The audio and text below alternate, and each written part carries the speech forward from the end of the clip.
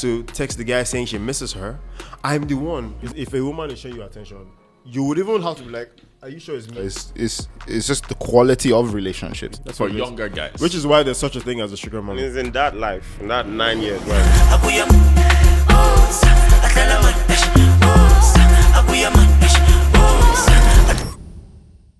What up, people? It's your favorite podcast man back again with another one. My name is Michael Scenario. And I'm Bro Welcome Koya. And this is Menisms, ladies and gentlemen. And we got a very special episode today. As you see, today is our 100th episode we are celebrating. And we have a very special guest to celebrate this 100th episode. It is none other than the producer extraordinaire who helped bring the show together and bring us together, Mr. Wande in the building. Welcome. What up? It feels so weird, like so strange. This is You're actually in front of the camera right now. I know. For you guys to understand, this is the man behind the camera. This is the man that basically gives us the approvals and the storylines or things we're going to talk about. So yes, it's going to be a great episode because you guys are going to hear a lot of, let's say, behind the scenes stories and at least get to hear his mind of just how Menisms has come about. But of course, before we start, we want to say thank you to all of you that have been supporting us on this journey. 100 episodes is not easy. I think at least we're going to celebrate, pop a bottle to at least celebrate. We've tried. A lot of podcasts never reach 100 and we've done it and we're still going. So shout out to all of you that are going. But make sure you subscribe to all our audio channels, Spotify, YouTube, Apple Music. And make sure that you tell your friends to go watch this episode because, again, it's episode 100. So as we wait for Chairman to do the honors. Okay, pop it, Oshe, celebrate. All right. Yeah. So, while that's added, please, I think Wande should actually introduce himself. Tell us more. Okay. We've said what we know about you. Yeah, true. Tell us what you know about yourself. So, hi guys, my name is Wande Thomas. I am this is a very difficult question because every time someone asks me what I do a lot of things. So, but I guess I would say I'm a media entrepreneur, media and film entrepreneur. So, basically, I run a digital media network called Mado. Mado is the home for Menisms, Low Key Relatable, Mummy Mayhem, a couple other podcasts and digital shows. We have Pika, which is our blind dating show. Just a couple other digital contents. We also have a newsletter, Madoverse. So, and then I also work in TV and film. I work in TV and film, and basically I have shot and produced a couple TV series. I directed Smart Money Woman Season 2. I produced and directed a show called Under the Influence, streaming now on Showmax. Please watch that. I also I'm currently working on a show for Africa Magic and a couple other things. So yeah, that's kind of what I do on the day. You can see the boy is busy. That's why you never see him on camera. The boy is busy. He's trying to make sure you guys have enough content to watch online. So let's do this now. We still have a lot of questions to ask you, but I think first, obviously, we'll go to our people that have sent us the questions, talk about those dilemmas, then we'll talk everything about Mado, Menism. So I'll let Mariwa read the first question. All right, so I'll read the first question. The first question is from Uncle Phil. It says, my brothers, really appreciate what you guys are doing. Big fan from Canada. Thank you. I just want to express how real the Nigerian parents episode was. Nah, that was fire. Those were real conversations. The level of self-awareness you guys portrayed was amazing. And yeah, the firstborn cross is actually a thing. Just trying to say I love that conversation and more blessings. Cheers. Actually, that episode was one of my top episodes. Absolutely. I was very vulnerable. There's a lot of stuff that I had to... I remember that Michael was always saying, aha, watch is going to be. Because to be honest, it's true. That topic really stirs me up. It really stirs me up. But, it's great that someone actually brought this up because, on the 100th episode is one of my highlights. That particular episode is one of the ones that I would look back and even rewatch myself, to hear myself say certain things and see what I can also change, in the relationship I have with my parents and even people older than I am and just... see what things I can fix, what things I can, how I can go about navigate that whole relationship with them and stuff. Oh, yes, I wasn't there when you guys recorded it, but I watched it later, Right. and it was a very great episode in the sense that I've always said that our strength as a podcast is the vulnerability of you guys, and anytime I get not just the casual criticism of people, man, man, Yeah. but when I get constructive criticism about the podcast, one of the things that is mentioned is how vulnerable you guys are and how you guys are able to tap into, you know, an emotion that is not typically seen by men. You guys are absolutely mature and vulnerable about your opinions and your experiences. You guys admit when you fucked up in the past, and you guys admit when you should have done things differently, and that's what makes it balanced. And I think that's kind of your strengths as podcasters and men in media, because I think is a whole lot bigger than just a podcast. Okay. All right, so you see that even our in quotes employer thinks that we're doing an absolutely amazing job. All right, so I guess we'll jump to the next question, Michael. Toby, realest name on earth. I just started listening to your podcast and I'm loving it here. I listened to your podcast on Nigerian parenting, and I'd previously come to the resolution that once I make money, they'll probably give me an audience to listen to what I have to say. Because let me be honest, if I bring this up now, I feel like they'll say I don't know what I'm saying or whatever. I've tried, but those haven't been formal. Let's sit down and talk moments. I've tried, but those haven't been formal. Let's sit down and talk moments. So what should I do? Really? Go ahead with my resolution? This is the wording. Well, yeah, so I think basically in the summary of what he's trying to say, he's basically trying to talk about the fact that he's tried to address the kind of relationship he has with his parents, in highlighting the things he has problems with, and basically coming to terms with the fact that they should understand that certain things they're doing are affecting him and their relationship. But what he's saying is that he's not really been able to table that conversation in a formal way to the point that they actually take him seriously. And like what he's saying, they're not going to listen to him really until he starts to make some money. Now, the truth is, unfortunately, yes, right? This is how the Nigerian parenting household works. They won't really give you any kind of respect per se until it doesn't have to be money, but you're showing some sort of worth. You're showing some sort of purpose. It doesn't have to be that you are rich, but it's just that, you're now in a very, you seem like you're heading in a fulfilled direction, and by virtue of that, they start to then respect some opinions that you have. But until then, they feel like you've not experienced anything in life. I think what it is they believe that without life experiences, you can't have valid things to say, which is false, to be honest, because people experience life very differently, but I think that's what he's trying to say. And for me, what I think he should do is honestly hold on to the thoughts, right? Be patient. There will be a right time to bring up that conversation with your parents and be able to address it in a way that you can even expect them to not agree with what you're saying, but still be able to do what you believe in. I think you should be patient. What do you think, Michael?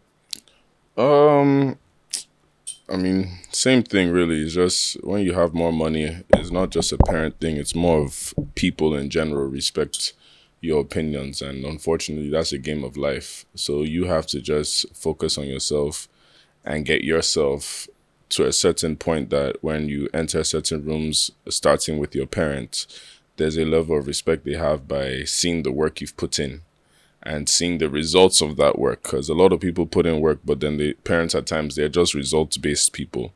So I feel like once he has those results now, then he can now start to have those conversations that even if he's taking a risk, he at least has his own self to fall back on. Yeah. And not that he's relying on the parents that they cut him off now or something, then he's back to square one. So, Right, fair enough. I agree with that. It makes sense. Okay, Right, well, so- thank you guys for the suggestions and the questions, actually. We appreciate you for that. Again, this is episode 100, so we're here to just talk about the journey so far, what it's been, So, I mean, first question I guess we can just start off in saying is, how did Menisms come about from your point of view? Because we've talked about it, but then from your point of view now, how did it come about? Okay, so I'll take it back a little bit. I'll take it a little bit back. 2020. I feel like everything in recent history starts at 2020, right? COVID. COVID hit. And at that time, I was in a different stage in my career. I was just transitioning out of music videos. Yes, I used to produce music videos. Like which ones now? You at least give your CV now. So I did a music video called "This Is Nigeria" for Files. Also, fun fact, guys, I was in a music video that one day Which one? actually Remind produced. me. Sweet Boy. Okay, yes, Files. Yeah, Sweet so Boy. talk about full circle moment. Yeah, first Files, Sweet Boy. Right. Files Talk. I did Hypocrites for Files. I did a bunch of records with Files. I did Killing Them, Burner and Zlatan. Joe Boy and Maya Kun, Don't Call Me Back. And a bunch of other music videos that I did for Yahoo Boys at the time, just to pay the bills. But I'm screaming. At least he's honest. Fair enough. No, I least he's produced a on- bunch of videos, and that was my career at the time. And then after that, I transitioned into producing commercials. Right, so I used to work with different brands, Delta Soap, Maggie, and just produce commercials for them. So 2019 at that time of my my career was like my most successful year, and then like, the breaks hit with COVID, and because of the type of business I did, it was solely based on a customer hiring me to produce a video. Nobody's producing videos in COVID, right? So for like 8 months, 8 months, I didn't work in 2020. Thankfully, I had a great year the year prior, so the savings from that and all of that was what tided me over that year. But I started to think differently about how I was going to work with content, and I was like, what, being a service business is okay, but you have to start designing your own products. You need to start having your own shows and your own things, because that way, if things happen, then you can always count on your own products to push it out. Right. And so going into 2021, that's when I changed from a freelancer to structure my business. We got an office, we got staff, and we started putting things together. And so while we started with service business, we're still doing some corporate stuff, but we launched Mado 2021. And basically, Mado was a platform we just decided to make original content that spoke to people in my generation and Gen Z, urban millennials, urban Gen Zs. So we're just thinking of different shows. We did short films. We did a show called Food Wars, which is coming back. We did a show called Pika, which was a blind dating show. And then which took off, by the way. Yeah, we took off. They've both been on. In fact, they were both in the first two episodes. Pioneer, exactly. I remember. Of Pika. Sure. And so going into 2022, around Valentine's weekend, or before that, I'd always had this idea since 2019, 2020 for a male podcast.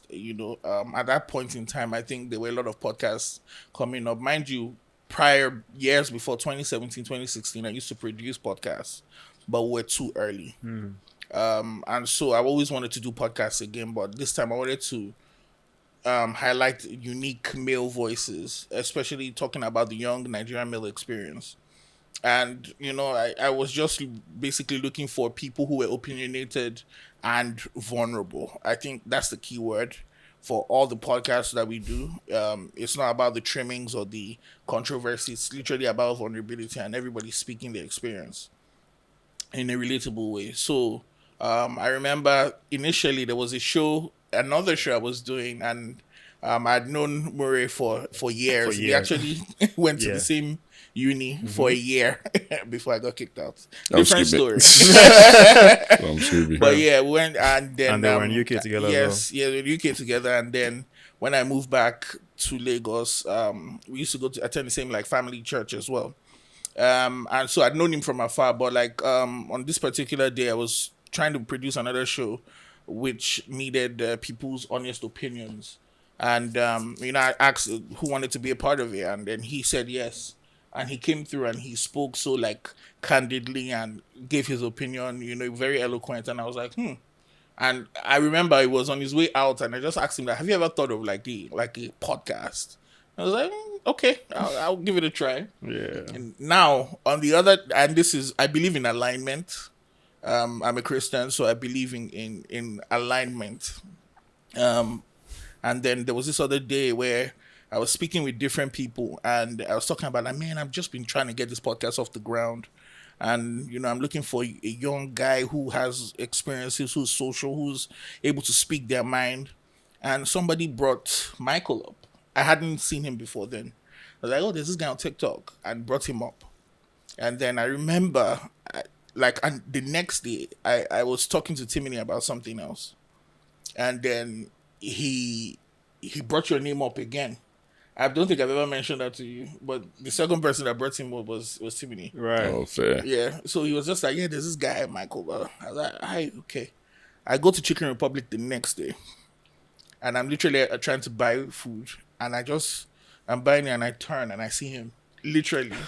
And I'm like, what? That's a lie. Yeah, fair. So I literally tell him that, hey, bro, this is my name is this, blah blah blah blah blah. I'm trying to start this podcast, blah blah blah. And he's like, oh shit, I've been trying to do a podcast as well. And I'm like, you know what? I know the perfect other person. I think you guys should, link up and let's do a test. And then, I invited both of you to the studio, the other location, and we did a test, and it was just, I think we should put that test out one day. Yeah, you mean, yeah. Oh yeah, the pilot Yeah, episode. The the pilot You know what's episode. so, The what's pilot so crazy episode. about this alignment thing you just spoke about? Michael and I had also just run into each other I think the summer before or the December before. We had just run into each other, but just on account we didn't really know each other. We just ran into each other. Do you get it? At no point in that outing did it even occur to me that It was at the some summer. point- Yeah, it was the summer. It was summer. Yeah, it was summer. summer. So it was just the summer before the pod Yeah, started. yeah. At no point would I mean, this I was just looking at my question, like, okay. I mean, I guess I've seen him around. I've seen him on TikTok and Yeah. stuff like that. And we had mutual friends, so I was just like, okay, full circle moment to a couple of months later, and we're not crazy. So, I mean, we had that pilot, and immediately I was like sold that the chemistry was there, and we recorded the first episode and put it out the week before Valentine's Day. I think that episode is still top 5. Yeah. Yeah. In terms of Remember. just numbers, because it blew up, and I was like, okay, I think we're doing something right here. So I think that's the crux of Menisms. To be honest, it was just born out of a hunger to have like a male perspective being represented in a media space at that time that was very much dominated by women. It was just to create balance and to create other voices and have men share their experiences and talk about what they go through as well. So it was engineered in a way where the first few episodes, the first episode was called Lagos Dating Experiences, but the second episode was like performance anxiety. And I remember, us discussing that because I wanted people to really connect and feel vulnerable. I didn't want us to dance around topics and just, and do that. So, I mean, it's one of the most exciting things I've ever done in my career, this podcast, and I'm so proud and so happy that we're at 100 episodes. Yeah, I'm trying. Well done. Well done. So I'll say, let's say another question that we can ask now that the people want to know is, what would you say, out of all the podcasts you've made, what would you say is like, this is my baby? What, like in terms of episodes? No, in terms of the production, Okay. just how organic it is, the plans falling into place, the right casting of people, just which part would you say, this one felt like I got it right? I can't. I feel. It feels political, right? It feels feels political. very I mean, just speak your mind. But I would say. I mean, it doesn't have to be this, obviously. I feel like with all the podcasts that we've done, we've had different podcasts fulfill different reasons, and I've been excited about all of them. Right? Okay. Menisms, of course, was the first one. But we also have a podcast called Low Key Relatable that was Valerie and Tamara in the first season, and then Valerie and T-Garbs, which I've been extremely lucky to find people who are opinionated but also have good chemistry and are just great behind camera. There's the podcast we had called Mummy Mayhem with Nicole and Faye Bello, and that was also a great podcast, that served an audience. I believe in niches, right? Niches in the sense that it's very difficult to do like just a general topic podcast. Like I feel like there are smaller groups of people, I see and that. a podcast serving that small group is more appreciated because that community holds on to that podcast. Mommy Mayhem, the community held on to that podcast. One of the, I won't say my favorite, but one of the most fun podcasts I've produced is a podcast called Now Imagine That. It had limited episodes. Oh, right. It was Right. hosted What was that about? by Stephanie Mbachu, Wolf, And Isioma. David Everett, and Oh yeah, Isioma. yes. And it's a Yeah. podcast of hypotheticals, right? And it's just, that was me fulfilling the nerdy side of me, right? So it's a podcast where basically we're talking about hypotheticals, like, okay, like what if you're giving 100 million today and you have to spend it without, blah, blah, blah, blah, blah. And we have these guys just humorously talking about it and breaking it down. Yeah. It's one of the most fun I've had on the podcast. It was limited series. We hope to bring it back, someday. Hopefully we can find our audience for that episode, for that podcast. But yeah, I think different podcasts have had different spaces in our creation journey at Madu. Right. So, okay. So I have a question regarding, so he's talking about niches, right? Which naturally means that your thought process is you like to capture audiences Yes. for your kind of productions, Absolutely. right? Are there audiences that you ended up catching and you ended up regretting catching that audience? So let me just see if I can put a little more context. Say, for example, you create a podcast that is, steered towards mothers, like you said, or even just Gen Zs, whatever the demography is. And then you find that people are actually resonating, but while you're producing, you also realize that it's not you. Yes, you've curated something for that demographic, but it's not quite what you want in the end, because sometimes when you start off something, the response lets you know that okay, this is not how I saw this going. Is there? Have you had any of those? I mean, obviously you don't have to say what podcast, but have you had any of those in your production time? No, I could talk about it. Okay, I would in your say production time that you not, say. Yeah, not really. But one thing I'm wary about is the fact that I don't ever want any of the podcasts to be typecast into something that they're not. Right. I feel like you guys have suffered it. I feel like low-key relatable has suffered it, where it's like, there are people at the accounts online that you literally just sift through and look for the most salacious parts of the podcast and then just keep hammer on posting that. that. Meanwhile, if you watch the episode in full context, there's balance to it. So that's something I'm worried about. But I also understand it's something that we can't completely control, because at the end of the day, it is what it is. You have to take the good with the bad. It's the same thing, with our other podcasts as well, like Low-Key Relatable. The girls are actually hilarious. We put it under the comedy category for a reason, and they're well balanced. But people see attractive women, and sometimes they just want to pick out the sex related parts. Meanwhile, they are more than that. Right. And so that's kind of what gets me wary a little bit. And there's only so much we can control. But at the end of the day, I don't discriminate against audiences. I feel like all audiences are valid, as long as it's not, some like incel stuff or like some other stuff, fair that is enough. illegal or negative. I feel like I'm very big on freedom of speech. It's very big to me. You guys can bear me witness. I've never censored anybody. Even things that I don't agree with, I will just be shouting from behind the camera. But there's nothing I can do, because as long as it's not illegal, you have the right to say whatever you want to say. And I have that policy with all our podcasts and with all our shows. So, Okay. I have a series of questions then. Now, doing this podcast, obviously we have guests that come on, and the reason why guests come on is also so there's a third opinion as to certain topics and discussions that we have, while they also share their experiences in their expertise and their fields that we don't have enough experience in. Are there any fields that you absolutely don't think would have worked for this podcast that, will I say, we've already done, where you're like, yeah, you know what, that's something that we did, but I don't think that was the Menisms brand? Would you say that there's any guest or field, or there's any guest or field that maybe people are requesting for, that you just know, you know what, it doesn't work with this?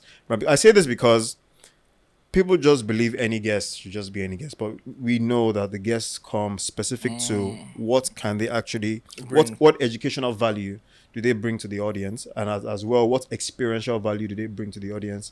Is it something that is actually worth podcast hosting, stuff like that? Yeah, I think, I don't think there's any guest that can't offer something. Okay. Unless they're shy or reserved. Okay. Right, and that they can't speak. But like, if one of my favorite episodes, right, we brought Daniel Etim Efyong. Still one about podcast. it. I remember. And you would expect that it would be like a Nollywood thing, but the biggest takeaway was his marriage experience and transitioning from being a single guy to being married in Lagos. And a lot of people related and connected to that episode, because at the same time, you know, this is somebody that you feel like would have just been talking about like acting and Nollywood and all of that. But like, sometimes I love when people talk about other things that they're interested in. I love seeing our celebrities and our guests talking about other things that they're not necessarily proficient at. Just because everybody has experiences. You guys talk about relationships, you guys talk about finance, you guys talk about different things. Doesn't make you a financial expert, doesn't make you a relationship expert. You're just talking about experience. And that's a big thing for this podcast for us. Is it's not a advice column, it's experiential. It's an experiential podcast. You know, it works because you guys share your experiences and how it's affected you and what you thought about that and how you could have done better and etc. So I don't think there's any limits to guests, as long as they're able to speak their opinion and not be shy or reserved. I think everybody's experience is valid. Right. So do you when you're, so you see, like how I imagine Michael and myself, we get approached a lot about the podcast, you know, how people enjoy it, and those who have their reservations also talk about their reservations. Do you ever get approached any kind of, because I know that not by strangers, right? Okay, so only by my friends that know that I good, and I like that. I like that. You know, and I like that. Podcast, yeah. Do any of these friends throw in a bit of criticism? You know, maybe say like, "Oh, I was watching a podcast the other day. I thought this about it." Have you ever had any of those? And if you have, is there anyone that struck you in a way that you thought, okay, maybe I need to re-strategize, or maybe I need to work on certain things? Yes, absolutely. I've had people tell me different things about the podcast, but I've also, so a couple weeks ago, a friend of mine, that watches the podcast was like, that doesn't watch the podcast, watched a few episodes, and I was like, nah. I saw a few clips, and I was like, dissuaded off the podcast. Actually met Michael right individually at an event or something, and they had a conversation, and at the same time she was like, oh, actually he's actually a well-balanced, like, nice person, like has nice opinions about different things, at like a public setting. And sometimes it takes it's what I pointed out to, is like people see clips and have an opinion, and then people experience you guys individually and feel like, oh, actually, let me actually watch an episode. And then they watch the episode and they say, okay, well, there's nuance and there's balance. And so when people give me feedback, I know who has watched the full episode. Right. And based I know on the kind who of is watching feedback. clips. Yeah. Based on the kind of feedback. And sometimes they say certain things that I don't, that maybe might be negative. And I'm like, you know what, I actually agree. We've not been perfect. And we've had, we've had, missteps, and we've course corrected. I think that's part of the journey as well. I feel like that's what we'll always continue to do. We'll always continue to try and get better. We'll always try and have better experiences, and we'll always try to, increase the experience for our audience and our community. So yeah. Regarding this journey that you just spoke about now, I have a few questions about it. And one of them is, of course, starting the podcast, everyone starts with a vision, right? But everyone that is experienced with starting with a vision also knows that it never goes directly as the vision says, right? But would you say that this has gone in the way you planned? It's gone better? It's gone maybe a little subpar? What would you say this is based on where the podcast is right now? In the sense of cultural relevance, it's gone better. Okay.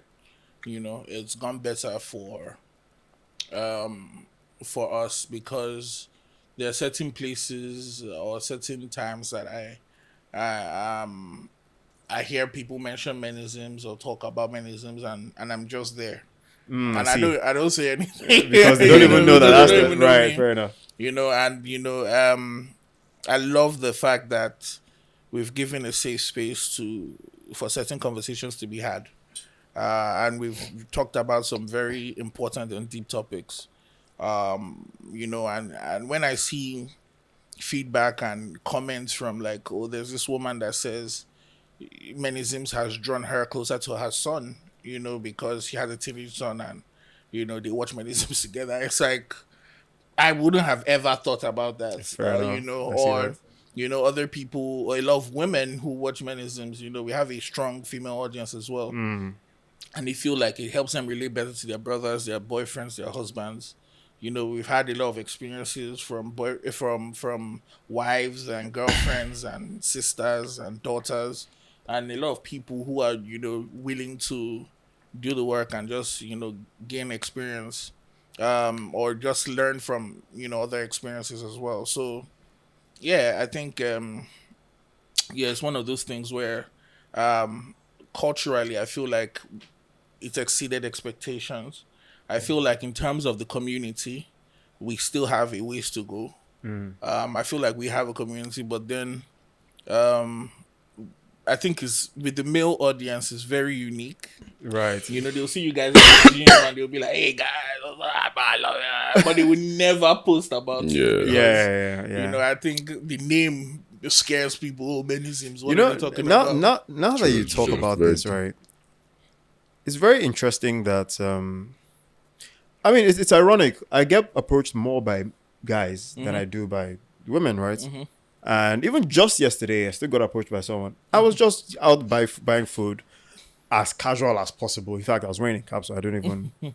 And then this guy at the counter is like, "So you're doing that podcast?" I'm like, "Yeah." It's like, "Oh my god, you guys do amazing stuff." I'm like, "Thank you. I hope you enjoy it." But like you just said now, the name. And a lot of people have asked me about this name, right? Yeah. Which you would also, you see, because the name is meant to be literal, but not really. Yes. Right? Yes. And every time I try to explain that you're meant to know that it's meant to be about men, but from the POV of men, not about men being the better gender or whatever. It's just the POV. It's topics, everyday topics, but from the perspective of two men. That's it. So did you think that this would have a lot of backlash when you thought about it? I didn't. Interesting. I had no idea. I probably would have used different name because sometimes the name creates a barrier. Yeah. But I kind of like it because it's giving us a challenge, right? Like I feel like if we're able to penetrate a wider culture, that would be a credit to us because at the same time, isms is like, you can add any prefix before isms. It's literally, it's literally a podcast that talks about everyday issues that two young Nigerian African men face and their experiences. It could be anything. It's not restricted to men. It's for everyone. So I believe that that information is getting out there. I feel like the more and more episodes we put up, 100 episodes so far, and they've been really successful episodes. I know. I think the next 100 is going to be very interesting because we have a few plans and strategies that we've been discussing, and I'm excited. So what would you say now moving forward? Who are like some people you would want to get on the pod moving forward? What are some things you'd want to maybe do differently these next 100 episodes for the people that watch the pod? Yeah, I want to get more diverse voices I want to get more women on the podcast. Funny enough, a lot of our successful episodes are with female guests. I know. I want to get a couple OGs. Would love a Peter Ducci episode. Would love an RMD episode. Would love, MI. Would love pioneers of their different categories. Just because I feel like these men that we look at as men now, like powerful men, were once boys, were once teenagers, were once young guys on the come up. What was that experience like? Do you understand? Like, I'm so intrigued about finding that. I'd love businessmen. I'd love like Lou, for example, on our podcast. That's me dreaming. And then one category that I want represented is not necessarily celebrities, but people with interesting stories. Right. I would love to speak to a guy who has 3 wives. I would love to speak to, career-based people. Not necessarily 9-to-5ers, but like, somebody who has like a very interesting job. Or somebody who Works in the graveyard. Yeah. Let's hear a bit about that. Exactly. Somebody who has had like interesting like life experiences, like, somebody who's survived traumatic incidents, or somebody Or who believes who they always has- have bad luck. yeah, seem to be yeah. always, I love human interest stories from different people. I think people, the Nigerian experience has only been captured one way, or not one way, but like I feel like there's more diversity for us to experience the Nigerian experience, I agree and with this you. podcast is one of them. It's a milestone of my career. Even when I was doing music videos, I always approached representation in a different way, in a way where I kind of want to talk about the things that affect us as Nigerians, and kind of educate subliminally. That's what I've always done with everything that I've done, from my films to my short films to my shows. Everything kind of has to have like a driving message behind it, and so I feel like this podcast has a place where we can really go far and wide. I want us to go on tour. I want us to Okay. go on tour. All right. We're talking about this. From And your mouth to God's Michael's ears. eyeing me because he's No. been driving us, and it's very needed. It's necessary. Yeah. Because I think that we have a huge chunk of our audience in the UK, in the US, in different countries. So I'm excited. I'm excited about the next 100. Okay. I feel like the people, to be honest, I feel like it's the people that are probably going to have the most questions for you after this. Yeah. Now, probably the next episode now, we might have to even just do a cameo with him now. So, all of you that are watching this now, start just flooding the comments with questions. Yep. So I that want way to we ask can you get one. guys questions. Okay. I want to ask you All guys right. questions because I'm behind All the right. scenes, but like really, this podcast doesn't work without you guys. So, All right. what are your favorite episodes? Let's start with Michael. Tell me like 3 of your favorite episodes and why.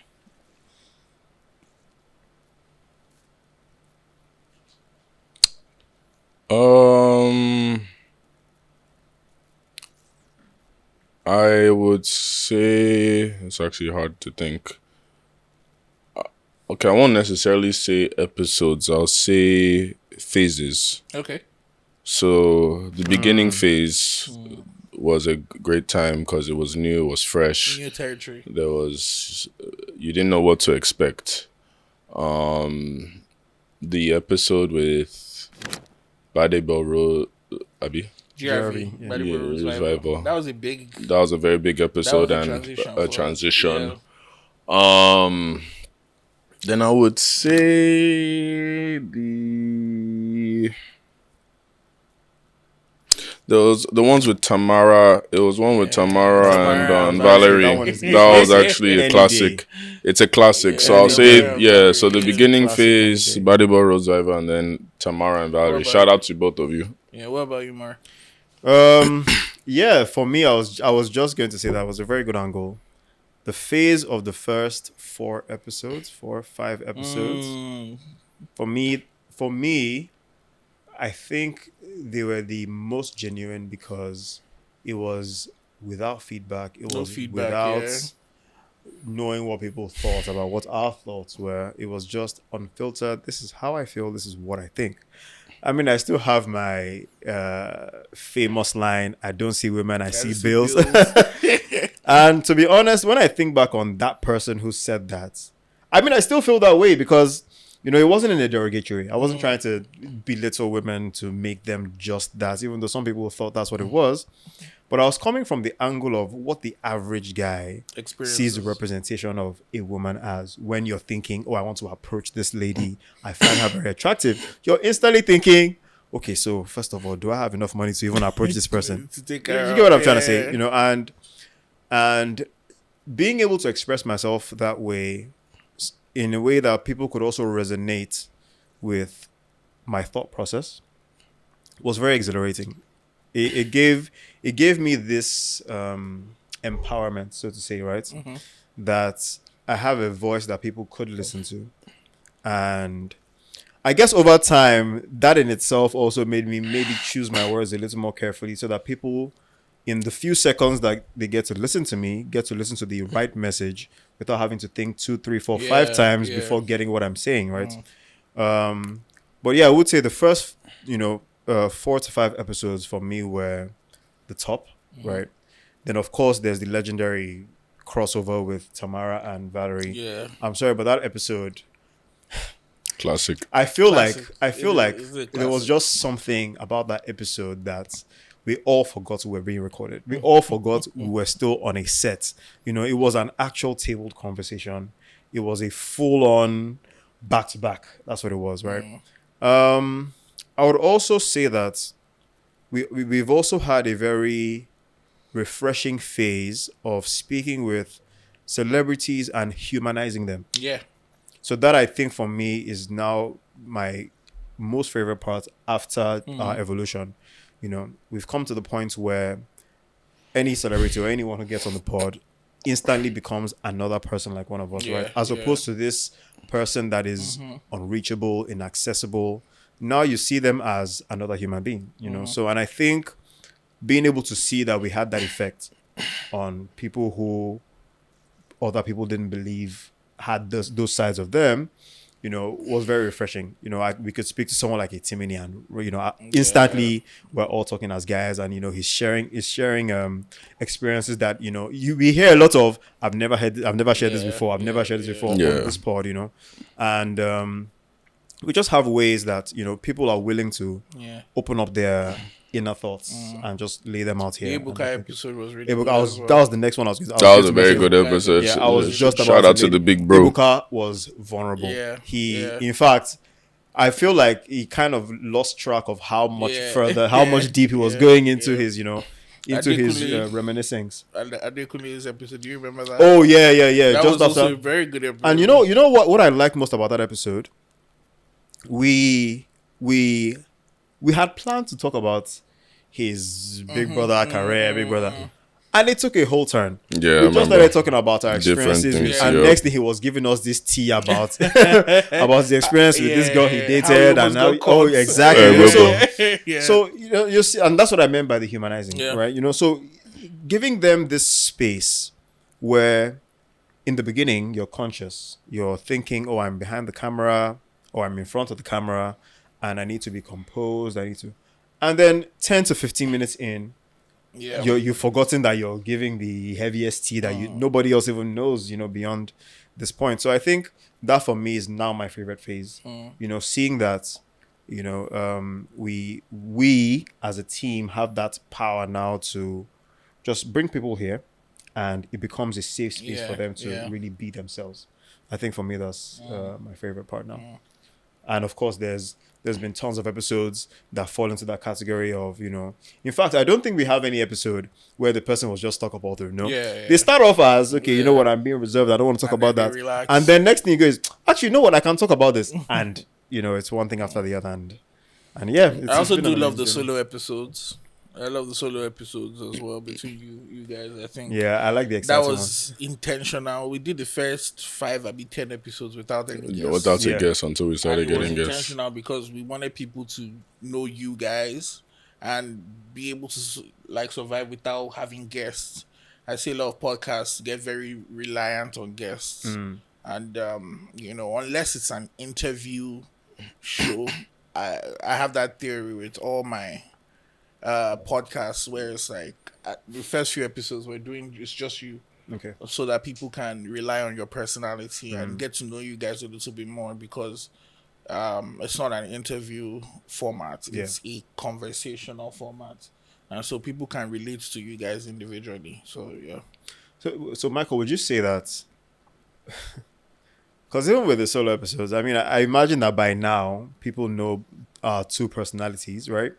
Would you say that you can distinctively see the differences in our personalities, and would you say that they are similar, or we are like two polar opposites, and we just find a way to meet in the middle? To be honest, I feel like the podcast only gives still a preview of the personalities because, again, one is camera. Yeah. Two, it's based off certain topics and a certain direction. So I feel like people see, at least for me, a small part of a personality that does have similarities to you. And they also get to see a small glimpse of you. But at the end of the day, like, they won't see the whole thing, especially because of the theme it is. But obviously, it is a nice outlet to express ourselves. And at least for me personally, express myself in a certain demeanor. And then, like you say, just having some conversations that you'll just have with your guys off camera, doing it on camera consistently is just more of like, okay, it's more refreshing conversations. You know what I would say this podcast has done? So before this podcast, I wasn't a camera person. I mean, I tried to be, because, you know, the things I was doing professionally kind of required it.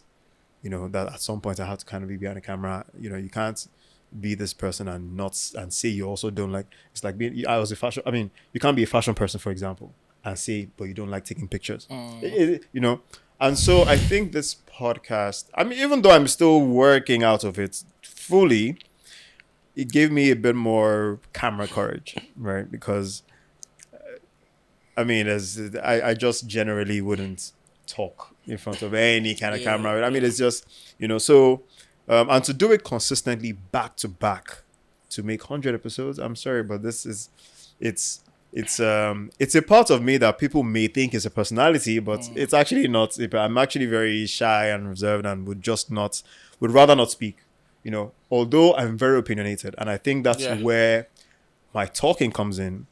I'm quiet until I feel like, this is your opinion. I'm not sure. I have a very different take on this. And I think it's very interesting. And also, I would even say regarding Michael, I think a lot of people view him from appearance first, right? Until he starts to talk, and they're like, this guy has some sensible things to say. And I think that also has a lot to do with Nigeria as a whole, because when they tag you as a party person, they feel like there's just nothing more than the jovial and party side of you, and there can never really be anything constructive, you know, come out of you. Like, what advice can you possibly give me on this, you know? But I think this has also been good because it shows that someone can have that side of their lives but still be very, very structured, still be very, very principled, you know, still have certain ways and certain rules that guide them without just, because I feel like a lot of people just think people who are in that lifestyle just do things on the go. You know, it's like we live with the flow type of thing, as opposed to, no, I have my strict rules. You know, I don't do things this way. Be respectful. Make sure you do this. Make sure you do that. And I think this has really given people that eye opener, you know, to not see people, or will I say judge a book by its cover, so to say. So I think it's been a very, very, very interesting What's journey. one thing you guys want to see like added to the podcast? If you had like, it's a very interesting question. Yeah. If you had like to change something, or not even change, if you had to add something to the podcast going forward, like what would it be?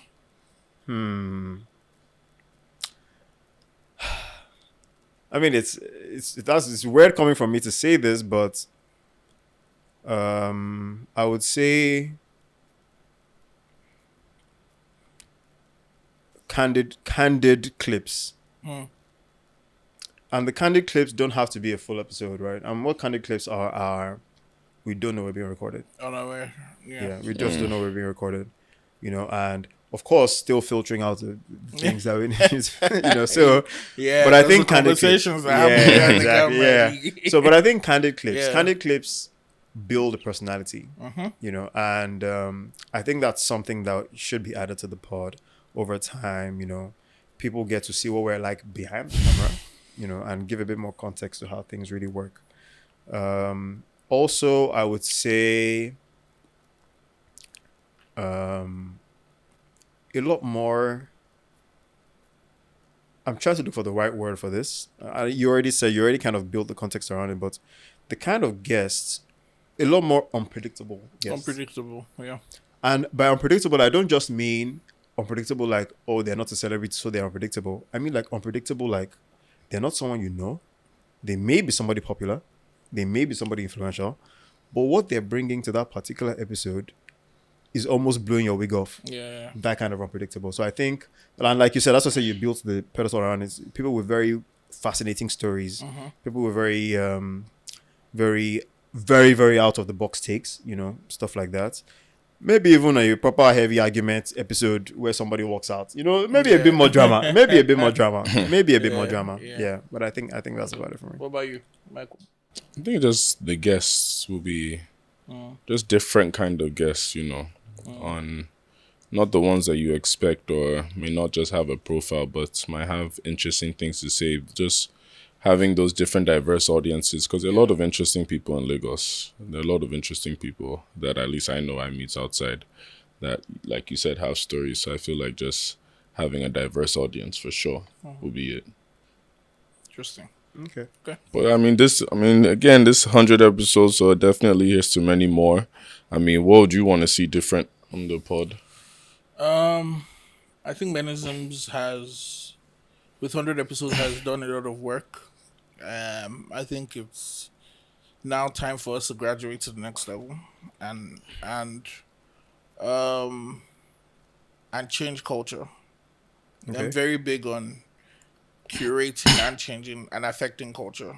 Very big on it. And Menisms is one of the few things that I do that I know has a direct chance at doing that. I also I want us to build our community more. Like I've said, I know the men can be shy sometimes, which is why, I know women are big supporters. Even of just things online. Like women they have more representation, not because they're always more, but it's just that they're more vocal and they're more supportive.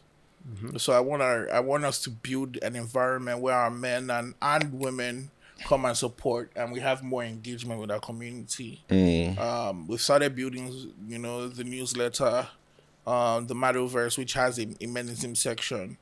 But apart from that, I want us to do a lot more community stuff, events, pop-ups. Okay. One of the most fun I had was when we did, our first Mado Fest Right. in 2022. It was 22, right? Yeah, Yeah, it was December 2022. 22. Okay. December And 2022.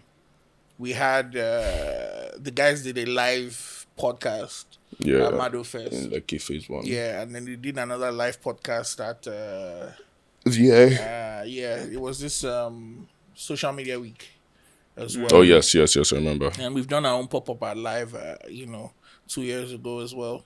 So I want more community interaction, more community events. I also want Menisms to extend past just podcasting. People experience us through audio and video, but they can experience us through live and through products, merchandising.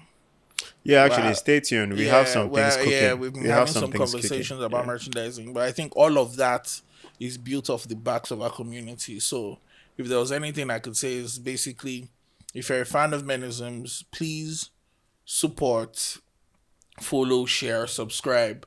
Even if you don't want to, share, just make sure you anytime you see it and share it amongst your community, because I feel like these conversations are very relevant, and we know it affects people because of the hundreds and thousands of messages we receive in DMs and in our forums and platforms. So community is is my kind of like my watchword for the next 100 episodes.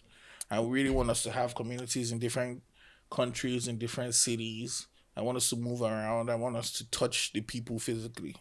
That's my goal and like my prayer for Menisms. Okay, I have one question just before we wrap up. So I'm not sure if it's not an African thing. It's just a human being thing. There's just this thing where if your parents have watched and acknowledged that thing you have produced or you do, it kind of makes you feel like, yeah, you know what, nobody else, no other opinion matters in this life. Yeah. Would you say that your parents at any point ever watched the Menisms pod or even had a clip or two? I say this because my parents have, and I hear it from their friends a lot that, oh, I haven't saw your opinion. You people are really talking about. I'm always so proud that even if not through my parents directly, the people around them, we've penetrated into that demographic as well. And those people are only having nothing but good things to say. Makes me feel like we're doing an amazing job. Would you say that you've had any of those experiences, even if maybe not with the Menisms, but just any of the products that you've had? You've produced. I've had that experience a couple times, and it makes me happy and it validates my experience. I'm lucky to have parents that were really supportive, really, really supportive, especially. This is my second career. When I graduated from university, I was working in an insurance company in the tech department. Right. And then did my master's and decided to pivot to media and entertainment. And so, obviously, initially, that was a difficult decision for them to understand, but they supported me. And I'll talk about the first time I really got validation was when, ironically, This Is Nigeria, when we shot it. It was a fast turnaround time. We shot This Is Nigeria on a Thursday, and it came out on a Friday. What? Yeah. It was one day. God damn. So we shot it, and everything that could go, is it Murphy's Law? Everything that can go wrong did go wrong that day. We had different problems. We had to use 3 generators. Wow. They kept packing up. The last time we literally almost finished and the generator packed up, me and my friends, I laugh, but me and my friends literally stood by the generator. Before you know it, one person was like, "Guy, more pray," and we just held hands and started praying because this was a life-changing chance that Files had given us, and credit to him. He's one of my good friends till now. But like I tell him all the time, he really did give us an opportunity at that time. And so, the police, we shot this in a warehouse, an abandoned warehouse on the mainland. So the police escort that was there to protect Files and all of that left, abandoned us at like 9 p.m. Wow. So imagine us being responsible for Files in a abandoned warehouse in Ojota. And then, just things going wrong, actors going missing, people packing up, and we just powered through and finished it. And then my partner at the time was going to edit it overnight with the editor and then release it the next day. The next day I was scheduled to go to Abuja. And so in my mind I was like, this thing has failed. I was convinced that this was not going to work, like it was a failure. So I packed up my loads, went to Abuja for a wedding, a family wedding. I flew to Abuja. And I remember on the trip, I remember packing more than I should have because I was convinced that I needed to just lay low, just rest in my parents' house. And when I come back, find a job because that was it. Right. And so packed my loads. My phone died on the plane. Well, before I just got on the plane. So I landed and went straight to the wedding, to the introduction. It was a Friday. And I did that, and then I remember getting in the car after the wedding, charged my phone, and then my phone started going bloop, bloop, bloop, bloop, bloop, like going off. This is like 7 p.m. The video was dropped at like 4. So 3 hours in, it was already going off. People were like, oh my God, this is so mad, blah, blah, blah, blah, blah. And I was like... I mean, it was an amazing till today. Okay, good. I was talking about that. Okay, good, fantastic. Let's see. Saturday, that was Friday. So I remember that day on the ride home, mentioning to my dad and my mom, now, hey, I did this thing, exploring off, just trying to get validation. And to be honest, it didn't put me under pressure, but I wanted to make them proud. So I was like, hey, here's something that's big, Before they have been doing music videos, but it's nothing I can even really show them because it's like some of the songs were not good. Right. Or explicit like, content. yeah. Okay. Yeah. So, like, here's something. Like, oh, okay, cool. Saturday, it's like someone put kerosene on it and it went to the next level. Damn. And then people start calling my mom and my dad from like the UK and the US. I saw Wande Thomas on the credits of the video. Is that your son? And then I'm like, okay. And then Sunday, Diddy posts it. On his Instagram. Yes. And it goes mental. And everybody's now calling my parents. So it's not even I had to show them. Like they had gotten inundated with calls in my house. Like they were like, okay, show me this video.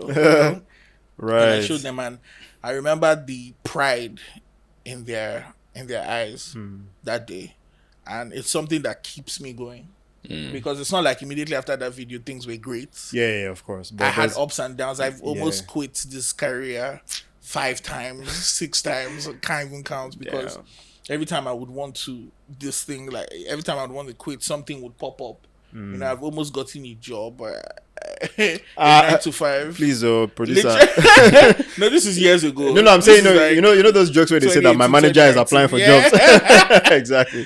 So, and I remember this particular day where I literally gotten the offer, and I sat down in the parking lot. I was about to go up to accept it, and I was just like, you can't give up now, bro.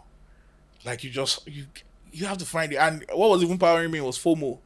Right. I didn't want, because I was like, I've worked all these years. Imagine if I now quit and go again, and then all my guys start popping off. Like I would lose myself. Right. Right. So, I see that. These are experiences where I remember going back up and telling the guy, I'm so sorry, but I can't accept the job, and it was the hardest thing I had to do. But like again, I've had little moments where my parents are like, oh man, this was really good, and these are things that actually has an effect on them. So yeah, I mean, I think the message from that would be, I don't think it's possible for you to fail if you don't give up. I think the moment you give up is when you failed. Until you give up, there's always a chance. There's always a possibility. And obviously with God as well, So, I'm proud of all we continue to achieve. I feel like all of us have grown so much from the first time we all met, the first episodes we recorded. The first meeting. Yeah, you guys don't know half of the things these guys do. I keep telling them to push that stuff. I mean, Michael is even better because he pushes stuff. Yeah. This guy, you guys don't know all the personal stuff he does in his other careers. So I'm just happy and I'm proud, and I'm thankful for you guys, and I'm thankful for this podcast, and I'm thankful for the opportunities to change and affect culture. And I think that we will do more and more as the years roll by. So yeah. If not for toxic masculinity. I'm screaming.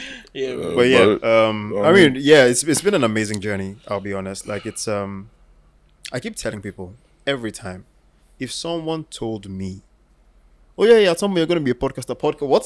What are you talking about? What do you mean? And just like that, this is my life. Just like that. And it's and let's not even get this wrong. There are days when I wake up and I'm like, oh my God, I don't want to record today. I don't, I'm sure.